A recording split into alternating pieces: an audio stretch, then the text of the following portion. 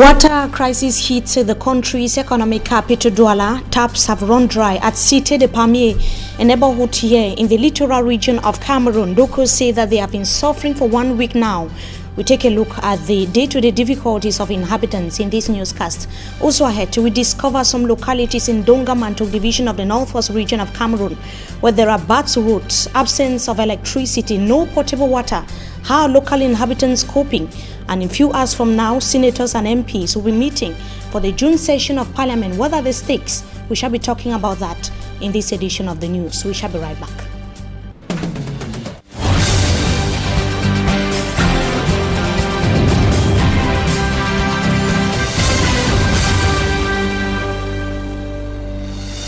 Good evening to you, ladies and gentlemen. We thank you for joining us in this edition of the Primetime Newscast on Equinox Television.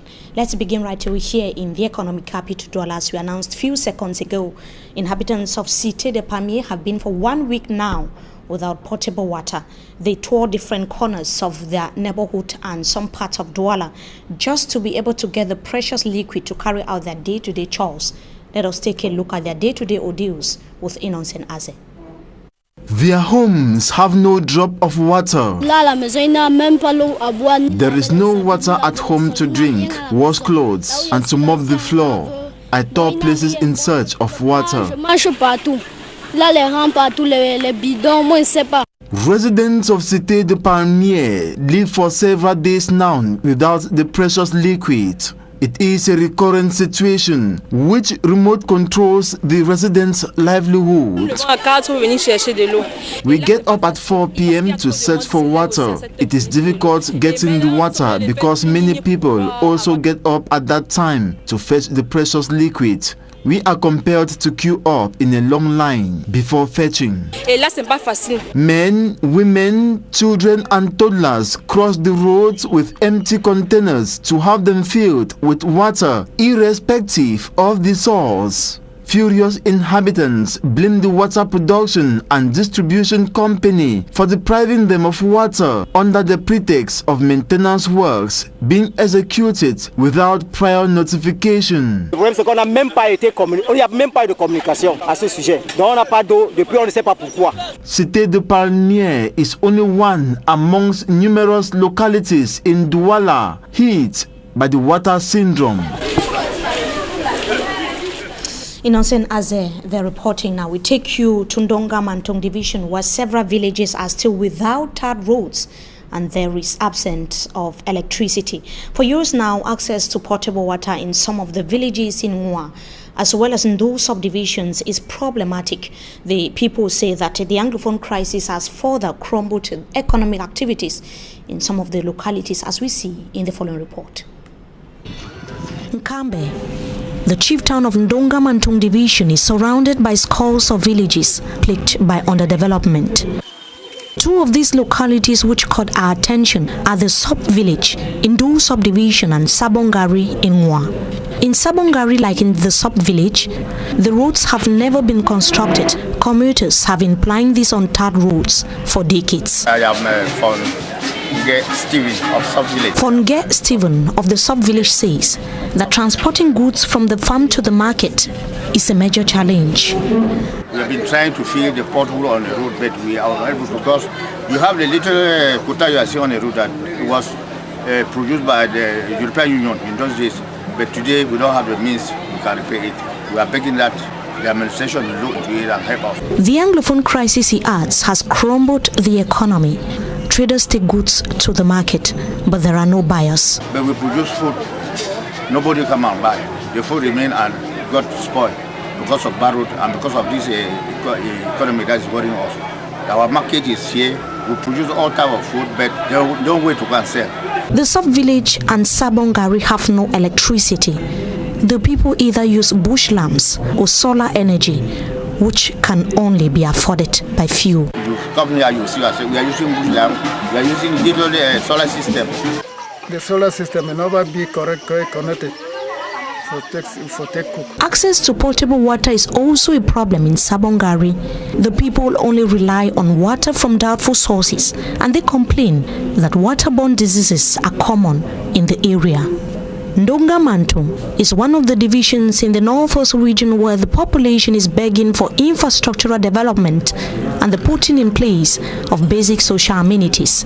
They blame the government for abandoning the area. And Cameroonians are lacking water for household chores when they are represented at the level of the parliament, the upper and the lower houses of parliament.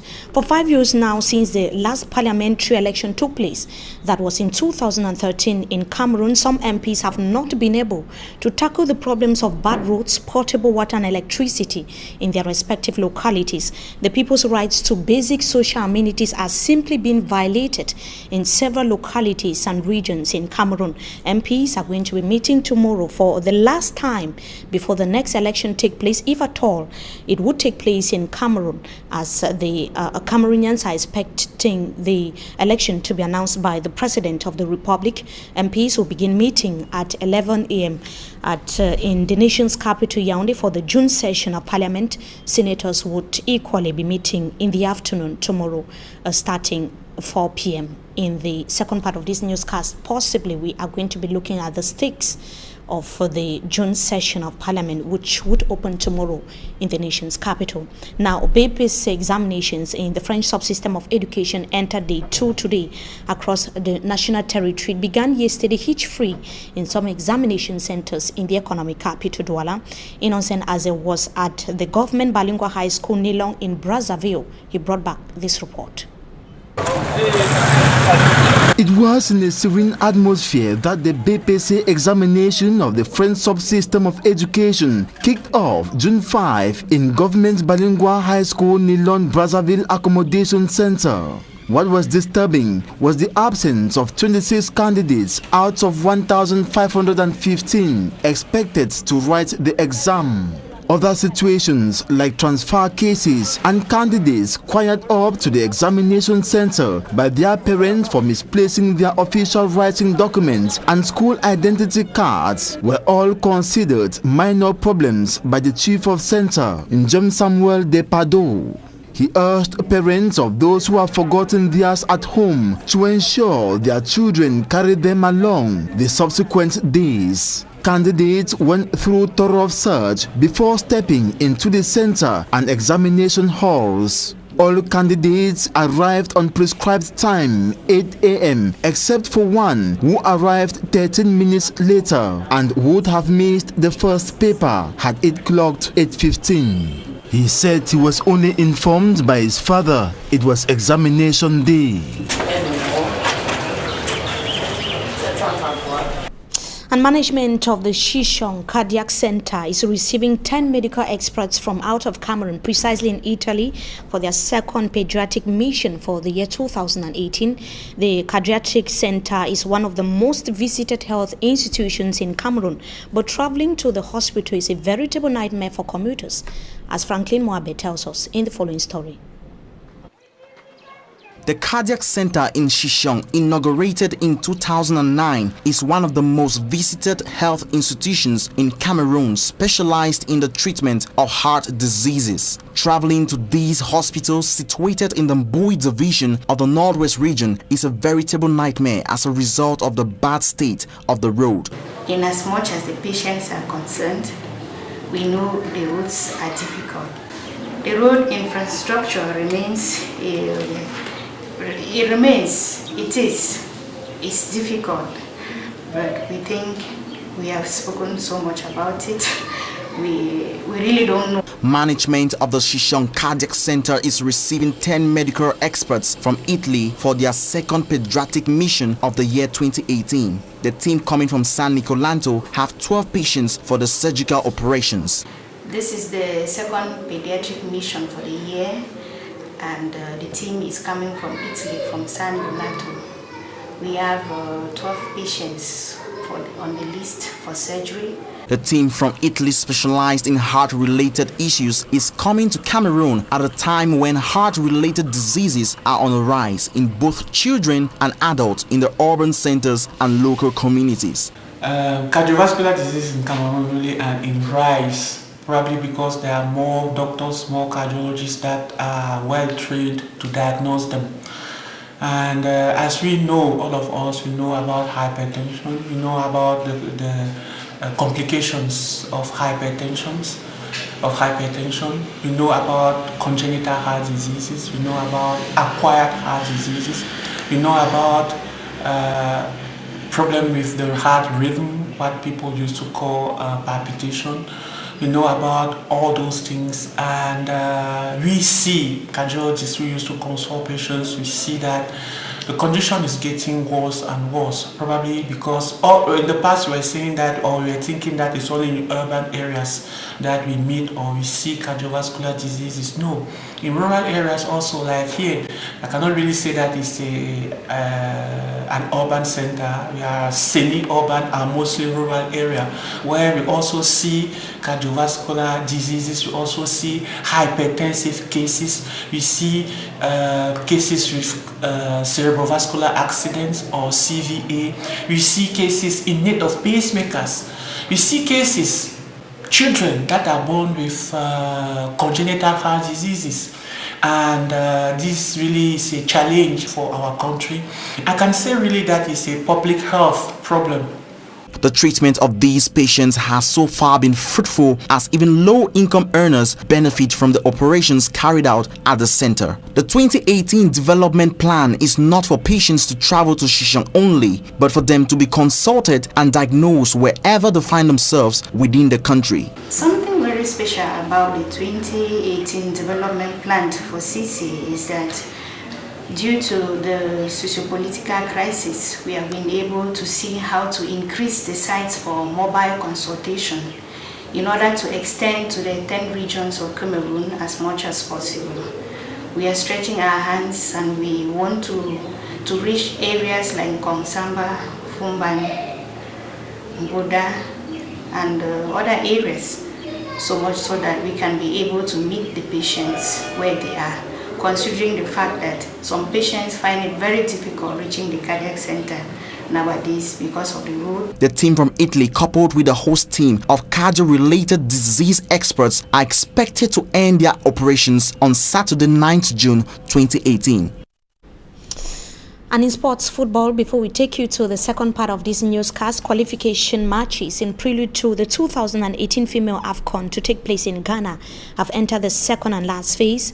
In the away leg match this afternoon in Brazzaville, the Lionesses of Cameroon trashed Congo 5-0. The return leg match will take place this Saturday, June the 9th, 2018 in Yaoundé between Cameroon and Congo. They're bringing us to the end of this edition of this first segment of the news. Up next is Talking Point. We shall be right back.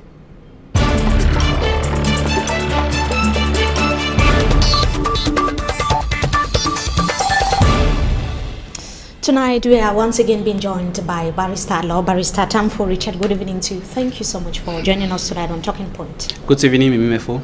MPs would tomorrow, for the last time before the parliamentary election take place, if at all the elections will take place, be taking part in the June plenary sitting. On confronted reports say that the opposition is bracing to stage a protest at the level of the National Assembly, which is not going to be for the first time. They're going to be pressing for the revision of the country's electoral code and the Anglophone crisis to be included on the agenda. Can this be able to mount pressure on the government to table the bill on the electoral code at the level of the National Assembly? Well, you agree with me that this is not the first time that members of parliament have expressed their dissatisfaction as far as the running of the government is. So I don't think that this second stage will do anything to the government. The government has decided to give a deaf ear on all what is happening, and another demonstration maybe by the opposition, I don't think it's going to make the government to react. We all know that this is the last mandate of these members of parliament, and from the assessment we have seen how the opposition has always decried the bad governance of things, but nobody is listening to them. We saw how some members of parliament as of date are not even coming again to the parliament, like Honorable Wiba Joseph is nowhere to be found, and maybe others that I don't know. So I don't think our parliament today really stands to oppose the ruling government of today. This is an electoral year, and many would want to think or believe, especially observers would want to believe that even just for political interests, MPs could possibly look into the demands of the opposition. We know that the majority of MPs and even senators are from the ruling CPDM political party. Don't you think that even just for political interest, they could reconsider revising the electoral code, looking at the electoral year that we have in the country? The advocacy on revising the electoral code doesn't date today, or it doesn't date maybe on it will not be a first issue for debate in the open session of tomorrow. People have always cried that the electoral code as of present doesn't really fit the democratic game, so that it should be revised, but nobody has listened to it. So we cannot be talking of a country that preaches democracy but is not ready to make it happen.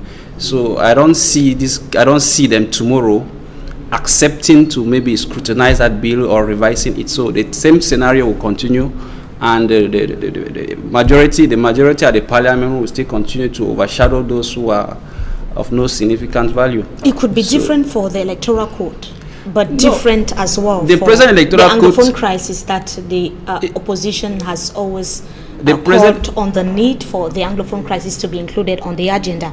The situation is escalating. The present electoral code for 99% favors the ruling party. So why do you think that they want to revise it? They are not ready for any revision of the electoral code because it favors them. The Anglophone crisis, which we have been decrying that it should even be heard at the level of the National Assembly, nobody gives a listening ear to it. So, even looking at the way things are escalating in the regions, in the northwest and the southwest, don't you think that it is time for the MPs and the senators to look into the situation at the level of the lower and upper houses of parliament? We have continued to decry the bad governance of this country. So the situation now in those two regions has reached a level which, from the very first days, 2016, what we could solve was very simple. But because of poor governance and bad management, the crisis has to escalate up to this level. So I don't think that this last parliamentary session will give an open way to that. We saw the commission of Peter Mafani Musonge coming back to all the propositions that were earlier tabled, all the revendications that were being agitated by when the crisis escalated. So in June, nobody listened to them. So I don't think that the commission of Peter Mafani Musonge is still going to play a major role. We only have to wait the outcome of the crisis as we want it to be, that maybe foreign bodies will come and help us solve our problem, because we ourselves have refused to solve it. So let us just continue to see how you said for yourself that the Bilingualism Commission is coming back to some of these proposals that were earlier rejected. Don't you think that it's a sign of hope that there could be some significant changes as far as government's way of addressing this crisis would be? Well, we have the hopes for me now are not really much. My probabilities for that hope is not more much as when the crisis just started. It is not only the bilingualism, more other important bodies or authorities have prayed this government to resolve this issue and address these issues, but none of them have listened to it. So the commission is still just coming to re-echo what has been said already. So I don't see any major change, and we will still continue to witness what we are witnessing now. When I hear you talk, you're giving the impression that the problem is above the government of Cameroon. No, the problem is not above the government of Cameroon. The government of Cameroon is refusing to listen and solve the problem.